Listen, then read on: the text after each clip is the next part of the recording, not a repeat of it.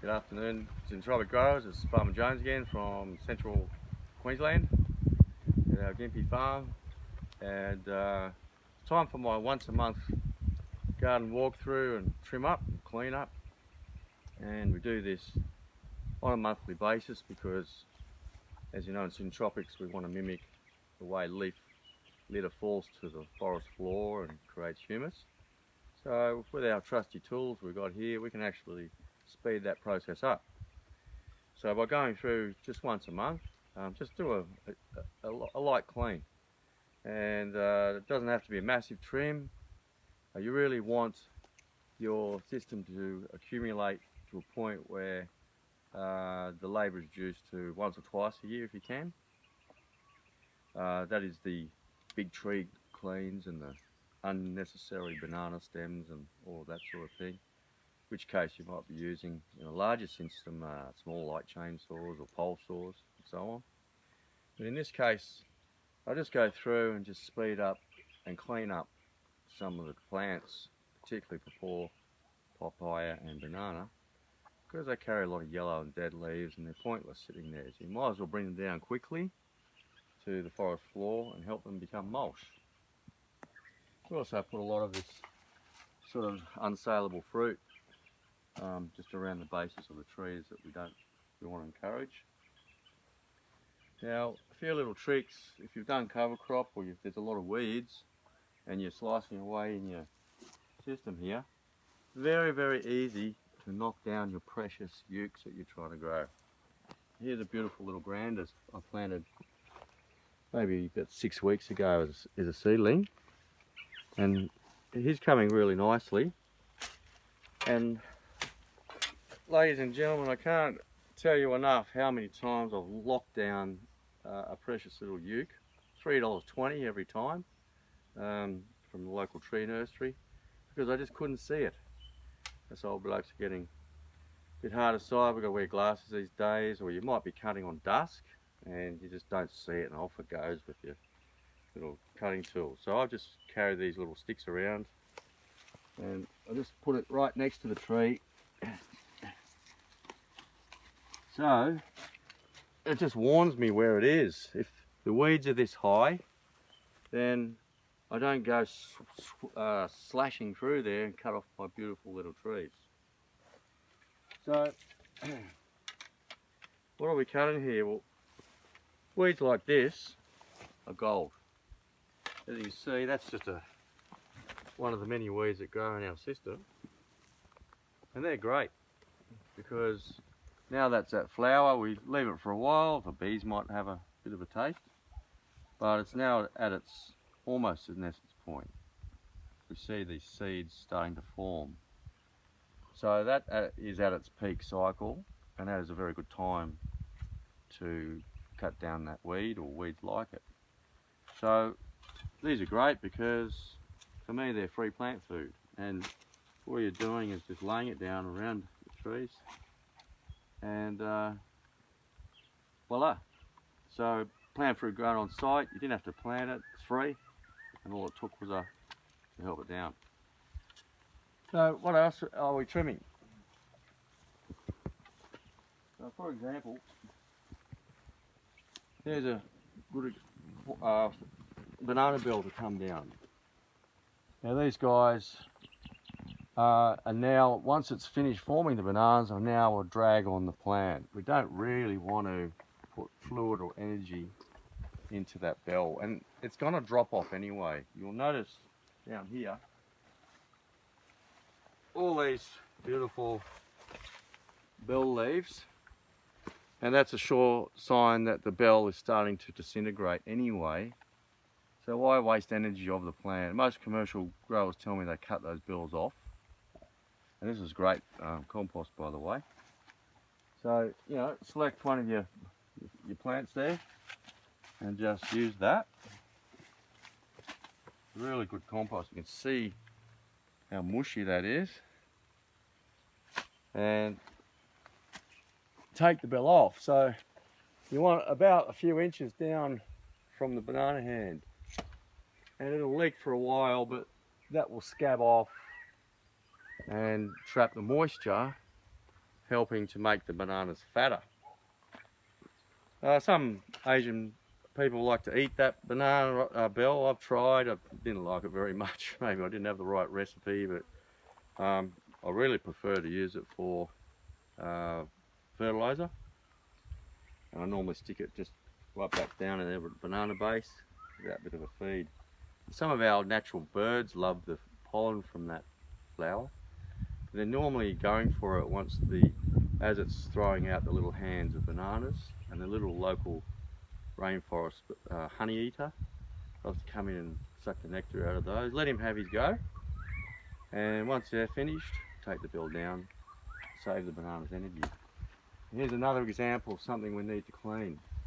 So there is little use in leaving that on the plant. Why would you leave it on the plant? It's not doing anything. There's no photosynthesis going on, is there?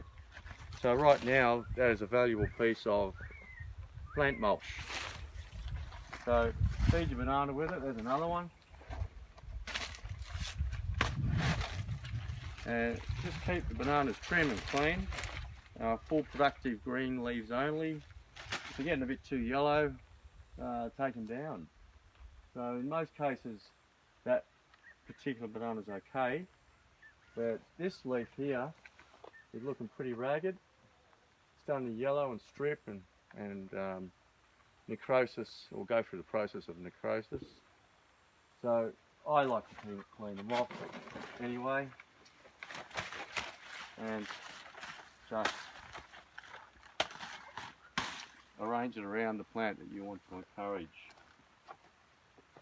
So in this case we have 1, 2, 3, 4 and the grandmother. One of these or two of these stems could come out if you want the biomass.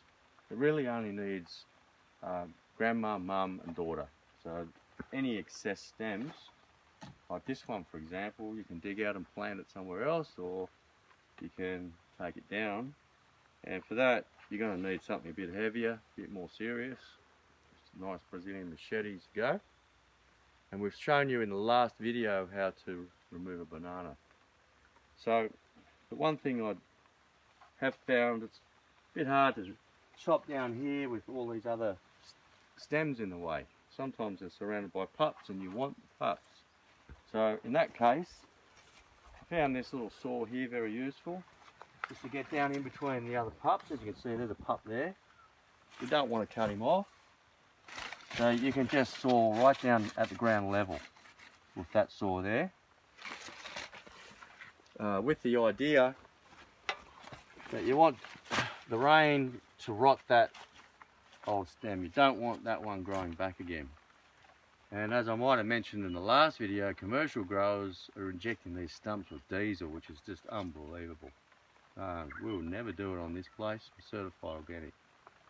But what you can do is some people crater the banana stem to catch any rain to help rot the stem out. That's bananas. And once again, here's our other silly waste leaves there. Just take them off. I like to take these bits off too. They're not doing anything. And any other leaves that look terrible.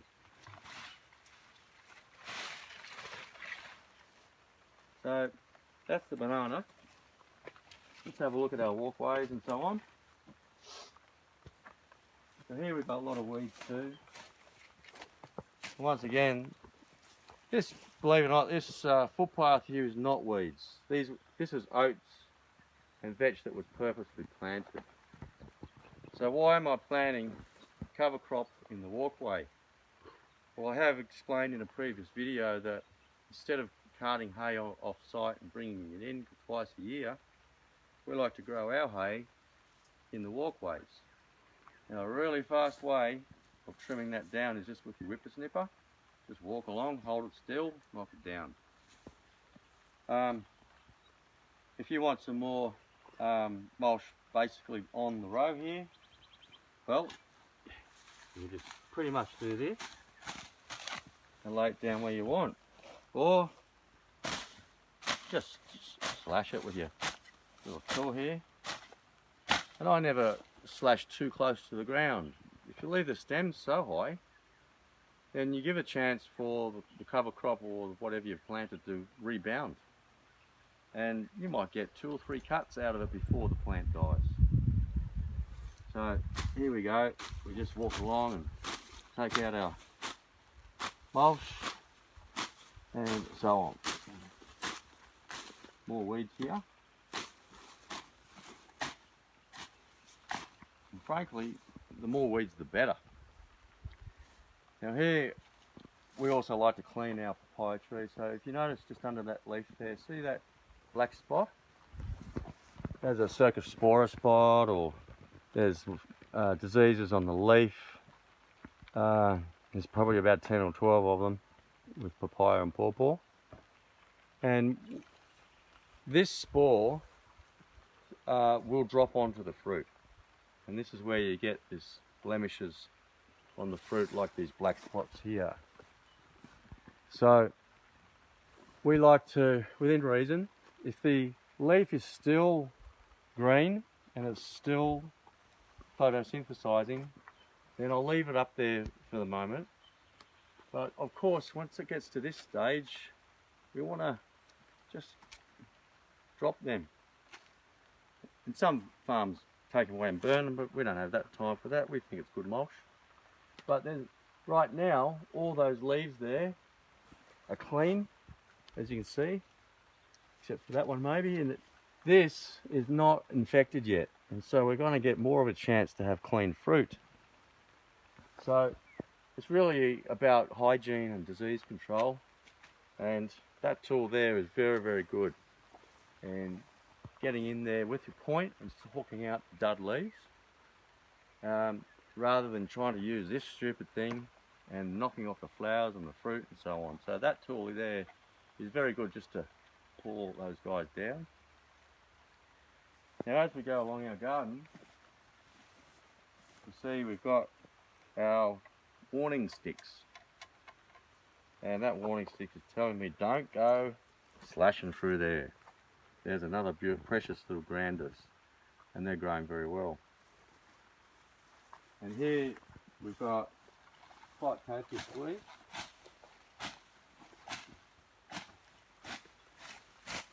It's all beautiful mulch for the tree rows. And it's keeping the sides of that row, because these are raised beds, sides of that row covered from the western sun. Now here's our little tree here. It's a little silky oak coming up in between a papaya. Now if you want to encourage straight growth, you can, if you wish, snip off the lower branches. And that branch will go out quite tall out that way and probably get in your way. So we just, similar to a citrus, we just keep the bottom 1/3 of the stem clean. And that'll encourage that tree to grow straight, and that goes for the ukes as well, because there's not much money in a wobbly pole. So we want to, and this is what they do in forestries too. They generally annually prune their trees and leave everything up to an afro at the top, the beautiful straight pole. In eucalypt trees, there's a lot of side branches, there's a lot of knots, and you don't really want knots in your timber if that's what your end game is with growing the eucalypts. So the other thing is, once we trim these little trees, and even on your annual prune, they will release gibberellic acid, and that is a plant growth hormone that will send that signal through the system, and if everything's been pruned, they will go into growth overdrive, and you're literally pulsing the system. Now, what is the best timing for that? Well, there's a few different theories.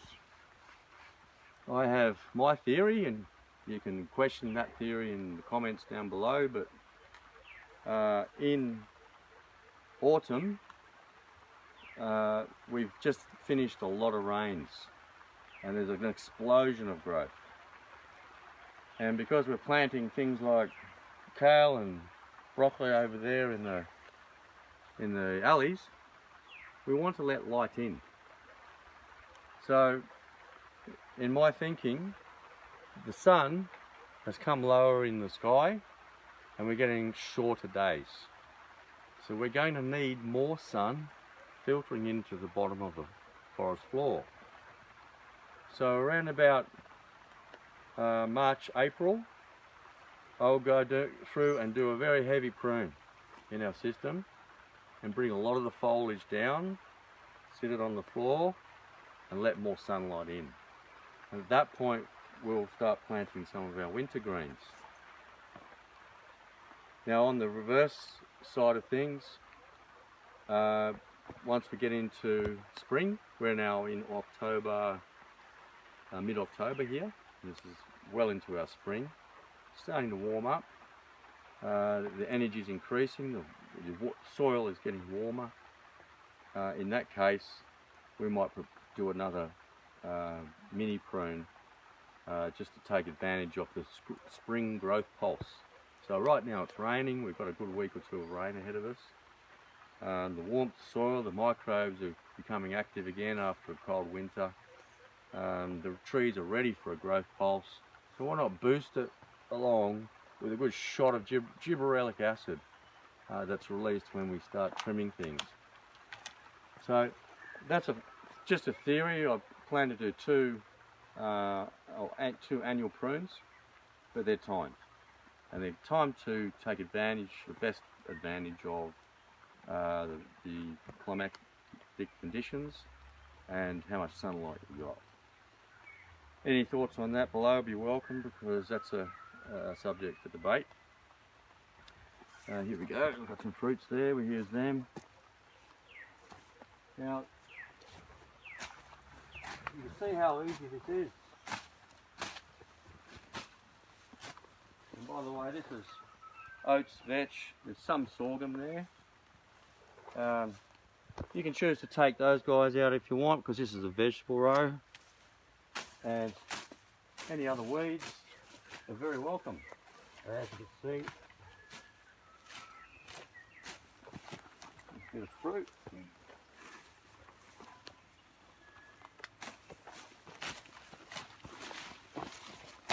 This stuff is really great. I just grab it like that, rip it off at the bottom and on the plant row. So this is our veggie row. This is a great little nitrogen fixer, this one. But we don't really want it in our veggie row, so I'm just happy to take that out. But so far, it's really just a matter of utilising what you got. I mean, it doesn't get easier than that, does it? There's an old pawpaw stem that's rotted out. It's a very nice plant food too. This sort of weed here is great. And so on, so on, so on. So when you're arranging some of this weed matter and taking it out, what are you going to use? Which tree are you going to feed? Well, it's up to you, but for me, I have a target species in this row. So here's a beautiful sapote, and I might just take that weed and, you know, give that some food, and just surround it there, because you're using this free plant matter to encourage your target species. So right now, that little guy is doing really well in there, isn't he? So I'm not really feeding eucalypts. Eucalypts are evolved to grow in rubbish soil in Australia. They nearly grow on rocks, these things. They don't need fertiliser. They'll do just fine without you interfering too much, like they have for millions of years. But these little guys, they need a bit more help. And so we're just pulling mulch over and making a little protective nest around him.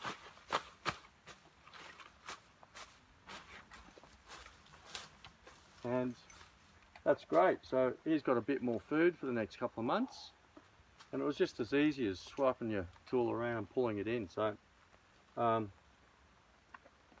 that's what you're trying to target here. You're trying to encourage your commercial plants, the ones you're going to be eating and selling. Bananas need a lot of heavy feeding too. We'd concentrate on them. The papayas don't seem to need much, but definitely these guys need a little bit of extra. And all this weeds and all this cover crop we planted is the way to go.